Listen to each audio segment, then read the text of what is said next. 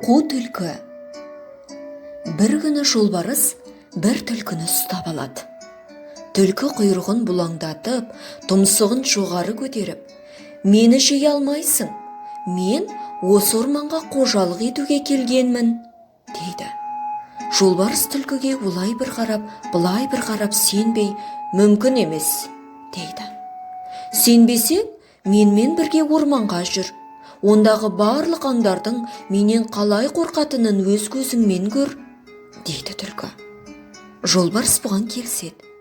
Түлкі жолбарыстың алдына түсіп алып, паңдана жүріп отырады. Жолбарысты көріп, аңдар мен құстар зәресі ұшып, тым-тырақай қашады. Ұялар мен індеріне тығылады, аспанға ұшады. Ал қу түлкі басын онан сайын көтере түсіп, «Ал енді көзің жеткен шығар, менен қорықпайтын жан бар ма тірі?» деп мақтанады. «Иә, сен шынында да айбарлы екенсің», деп алданған жолбарыс жайына кетеді.